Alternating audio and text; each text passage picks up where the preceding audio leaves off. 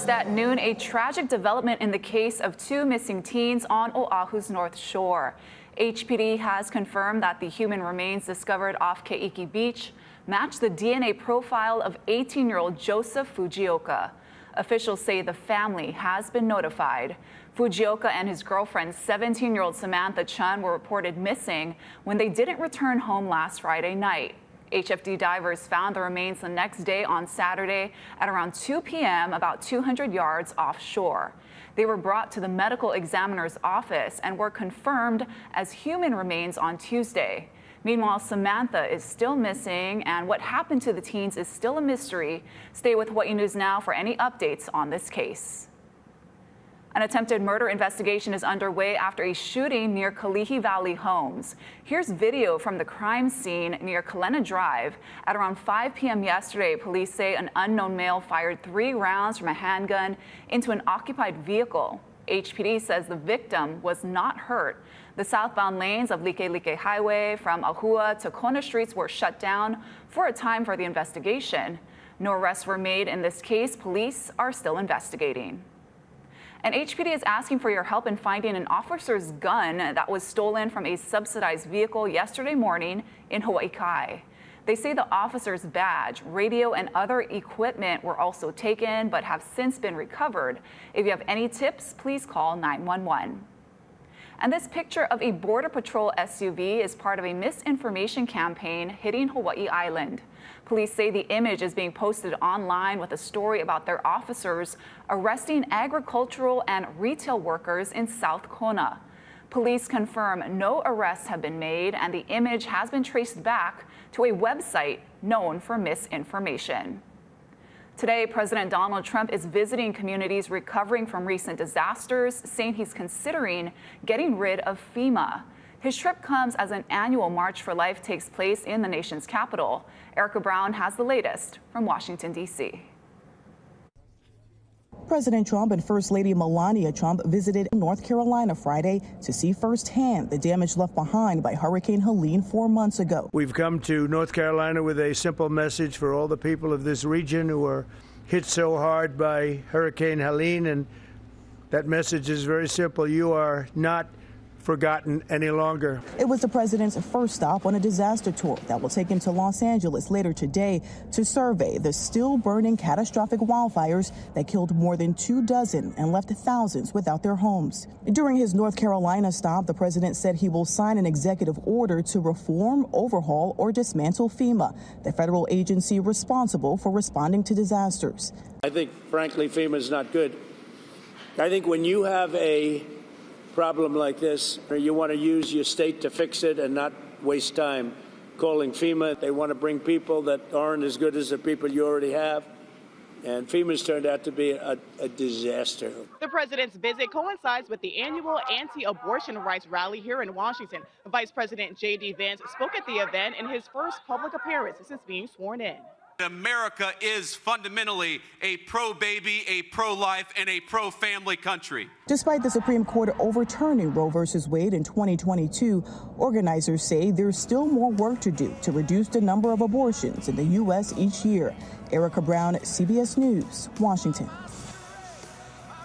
In Los Angeles County, firefighters continue to battle multiple blazes, including the Hughes Fire, which has now scorched more than 10,000 acres. Andres Gutierrez has more. Southern California is hoping for relief from the intense firefight, but on Thursday, new fires broke out near San Diego, fueled by wind gusts reaching up to 97 miles per hour. And firefighters wage war from above the raging Hughes Fire, which has burned more than 10,000 acres in northern L.A. County. Fire crews say they have a better handle on this fire compared to the ones that devastated the Pacific Palisades in Altadena earlier this month, killing more than 24 people and wiping out entire neighborhoods. For a historically black community in Altadena, the fires are particularly devastating. Civil rights attorney Ben Crump is representing several families who've already lost nearly everything, yet could still lose much more. We have to make sure that these vultures don't come in and try to take these black people homes. And that's what we vowed to fight. President Trump, who's expected to tour the fire-ravaged areas today, has repeatedly blamed California Governor Gavin Newsom for the disaster and is now threatening to withhold aid using what experts say are false claims that there could be more water to fight fires if the state repeals environmental protections. I don't think we should give California anything until they let water flow down into their... This is from the north to the south. This is a political thing. I don't know what it is. At a news conference Thursday, Governor Newsom did not reference the president as he announced a $2.5 billion relief bill to jumpstart recovery efforts. And while there's finally rain in the forecast this weekend, that brings another concern, possible mudslides. Andres Gutierrez, CBS News, Castell, California. Here on Oahu, 60 tenants at the Kuhio Park Terrace in Kalihi are being forced to relocate as a redevelopment project gets underway. A $200 million Phase 1 redevelopment will create 304 affordable units with community spaces. Now, to do this, the low-rise apartments need to be knocked down. Residents forced to move say they're being given the bare minimum when it comes to assistance, and other options out there aren't up to standards. They also feel they've been kept in the dark about updates to the plans. As far as like moving into a safe place or a place of their liking, that was, we heard a lot of complaints about that. So they're not happy about where they moved to. They're not satisfied. But if you're gonna do something, do it righteously. Do it the right way where everybody is a win-win situation. And if it's not a win-win situation, at least it's close to it that we had the right. The Hawaii Public Housing Authority says they are providing assistance to residents in good standing and have given them ample notice. Plans for the overall project have been in the works since 2011. Residents have until February 28th to move. On the west side, a blessing for the state's 18th kauhale. The Waianae facility offers 19 emergency beds and 12 permanent housing units that will provide shelter to about 75 residents. It was made possible through the state's partnership with U.S. Vets, an organization working to end veteran homelessness. This housing development is a testament to that spirit, providing shelter, stability, and an opportunity for individuals and families to achieve their brightest futures. Okay, so what's our vision for Hawaii? Is to care for the people we love, and that means all the people of the state, give them housing, health care, and an ability to thrive. Services at the kauhale will be available to those in need until permanent housing can be secured. No suspected impacts to local groundwater. That's the message from Maui County officials looking at the wildfire debris dump site in Olowalu. In a newly released quarterly report, it revealed that over 400,000 tons of debris are now at the site. All of that is from about 1,600 properties. The report also says there have been no problems with air quality. Olowalu is a temporary site, with the county currently working on a plan for 79 acres of land surrounding the Central Maui landfill.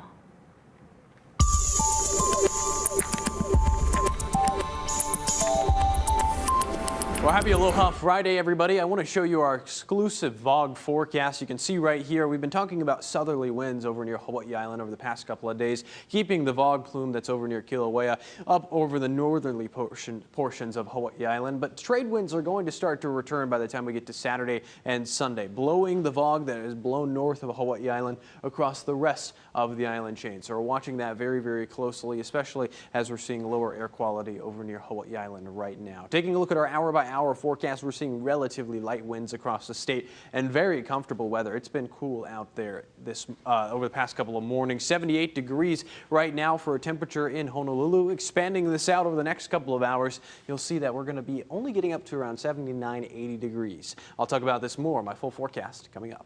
Thank you, Drew. Although the Kilauea eruption is on pause, check out this natural wonder from the eruption. That's not a tumbleweed. It's actually a nearly 2-foot-long clump of volcanic glass known as Pele's hair. It was found last week near the Kilauea Visitor Center. Pele's hair is created when lava is shot into the air and stretched thin by the wind. And be careful, the golden strands are known to irritate eyes, skin, and breathing. Well, ahead on This Is Now, Hamas is set to release the next round of Israeli hostages tomorrow as a fragile ceasefire deal holds steady. Plus, Casey Lund takes us to Chinatown, where preparations are underway to celebrate the Lunar New Year. We have that story in 2 minutes.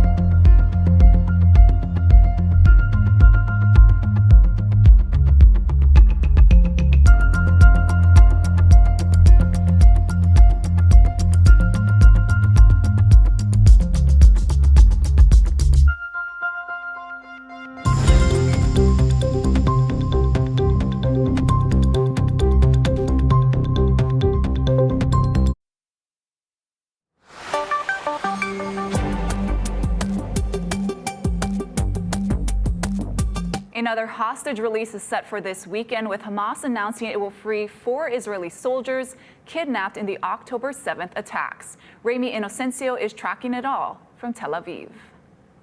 Hamas has released the names of 4 more Israeli hostages, which will be a huge relief, of course, to their families here in Israel after the past 15 months of captivity. They are all female soldiers, aged either 19 or 20, and in keeping with a statement given by a Hamas official earlier this week. Now, the next step, which is expected to be Saturday, is the exchange of these 4 hostages for 200 Palestinian detainees held in Israeli prisons. And we could see images like this from the first tense hostage release we reported last Sunday of 3 female civilians. We are now in day 6 of this ceasefire. It is fragile, but it is holding, and that is despite Israeli tank shelling that killed 2 Palestinians this week. Aid is still surging in. The UN said more than 650 trucks of food and supplies rolled into Gaza on Thursday. That is above the 600 per day agreed in the deal. And Gazans, they are hoping to start returning north this weekend, also as agreed. Meantime, in the south, people have already been making their way home any way they can to find just rubble and trying to dig out and lay to rest the remains of their loved ones. More than 10,000 bodies are out there in the Strip. That is an estimate from the Hamas-run Civil Defense. And now back to Saturday's expected hostage swap. If that happens, then 89 hostages would still be left in Gaza. 7 of those are American, and just 3 are believed to still be alive. Remy Inocencio, CBS News, Tel Aviv. Here at home, celebrations for the Lunar New Year are happening in Chinatown starting tonight. Casey Lund takes us there. Aloha from Chinatown, Konghi Fa Choi. We're talking tungulu and some of the sweet treats that you can get if you come down to the celebration this weekend. We've got our giant tungulu prop here. James Nove is with me from Benjamin Sweets.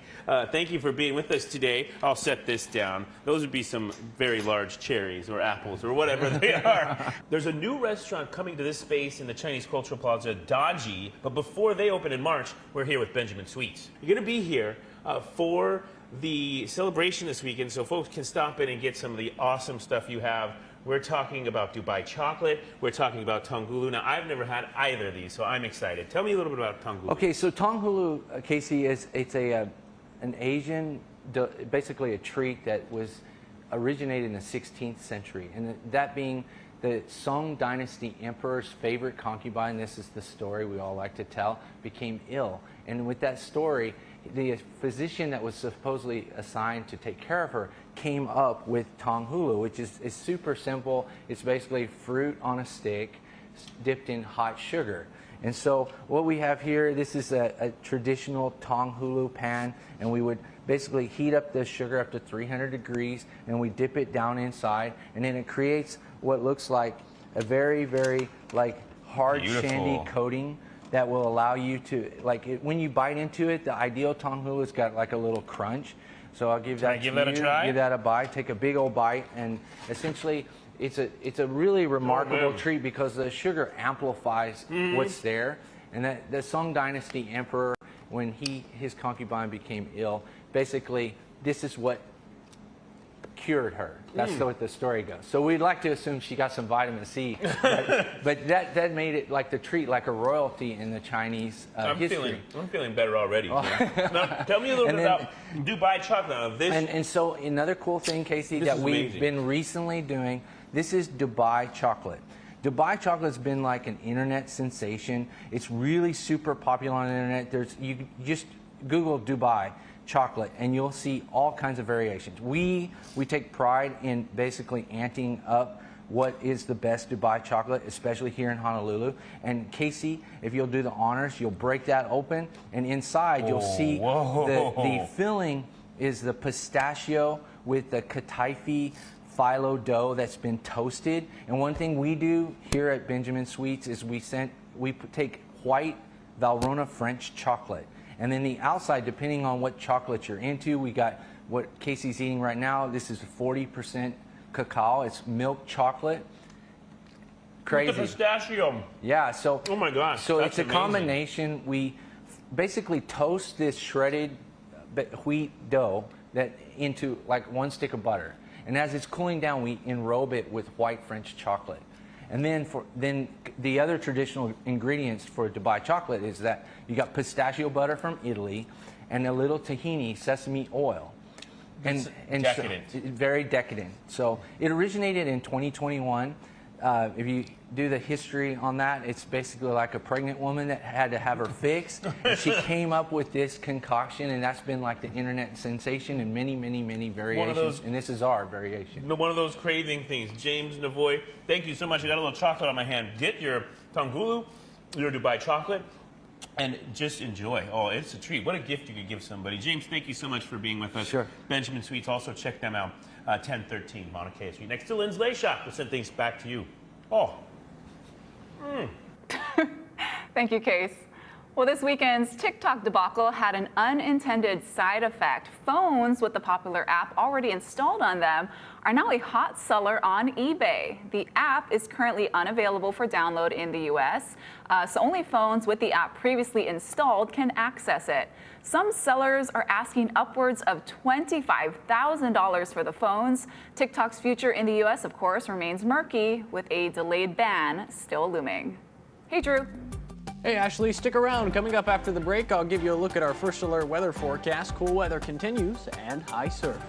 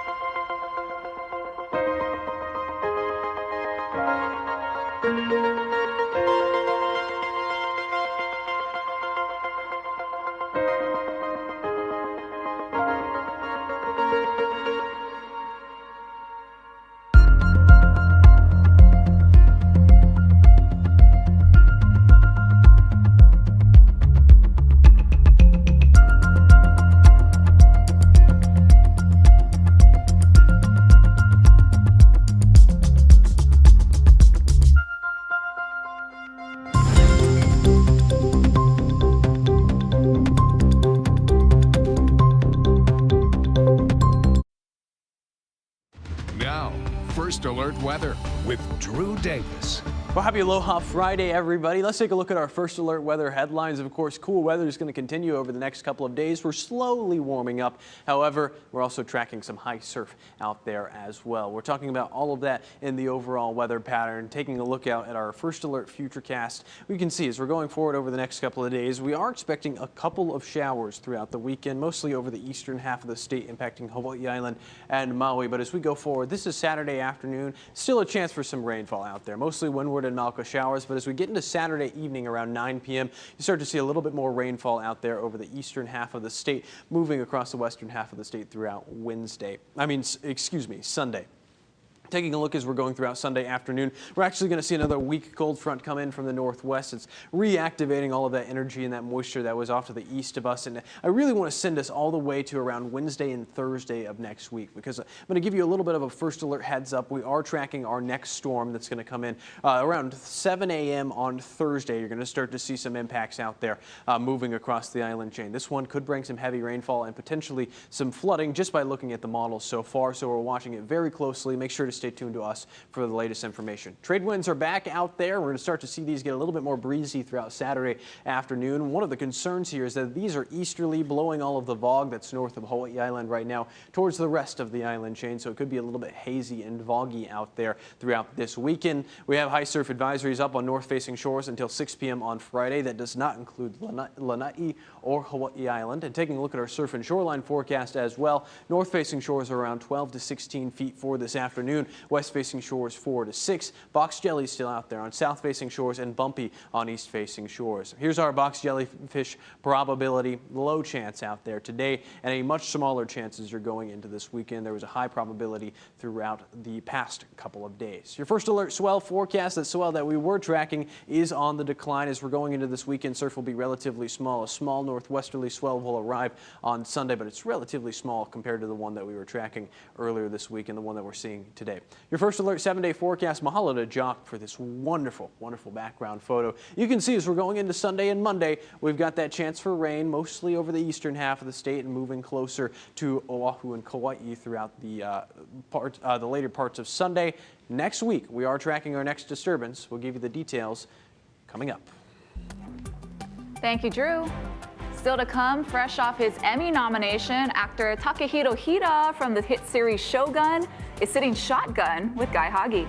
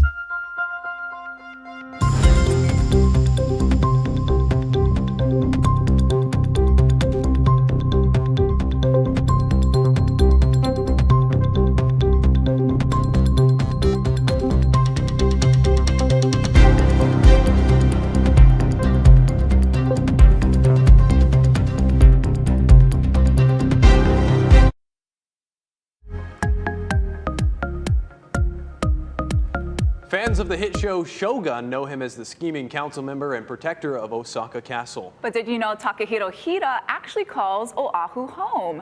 The internationally renowned actor took a drive with Guy on our latest episode of Upfront with Guy Hagi. Now, Hira started acting at the age of 27 and quickly gained fame in international films and Netflix shows like Jiri Haji. His role as Ishiro Kazunari on Shogun is arguably his highest profile to date, earning him an Emmy nod for Outstanding Supporting Actor in a Drama Series. Despite his success, Hira says the nomination came as a surprise. Congratulations, you were nominated for an Emmy for Best Supporting Actor. Yeah, I feel like, I feel bad. Why? Why would you feel bad? Well, because, you know, I only appeared like 1 or 2 scenes in each episode, and sometimes I don't appear at all. And there are a lot more, you know, great actors from Japan, like, you know, working their butt off, like in the cold, you know, brutal Vancouver winter. I didn't think we were gonna win all the awards. So, you guys broke records. Yeah, we won like 18. My or gosh. something like that. Yeah, but yeah, it was good. Now, he may be humble, but Hira's definitely booked and busy. He's starring in the next month's Marvel film, Captain America: Brave New World. And he's shooting season 2 of Shogun, which is slated to come out sometime next year. You can watch the full interview of Upfront with Guy Hagi on hawaiinewsnow.com or wherever you get your podcasts. And now to some really cute animal videos. Somebody who's ready for the clubs on this Aloha Friday. Check out this white cockatoo showing off his fresh moves. This video is from the country Turkey, where some veterinarians were cutting loose in their clinic. The bird bopped along and mimicked their dance moves. And no word why the bird was in for a visit, but obviously music helped heal his spirit. Sure did. An absolute pandemonium in China. 2 large groups of panda cubs came together for a Lunar New Year event. Yeah, and absolutely pandemonium. Check it out. 25 cubs from 2 different panda conservation centers all made a joint first public appearance. All were born this past year. Caretakers lined them up to make a paw print collage, then set them loose to play. Now, having this many panda cubs in one place at the same time is a huge victory for the vulnerable species, which still has a low birth rate in captivity and in the wild. They're so cute. They're adorable. I feel like animal videos have become a staple here.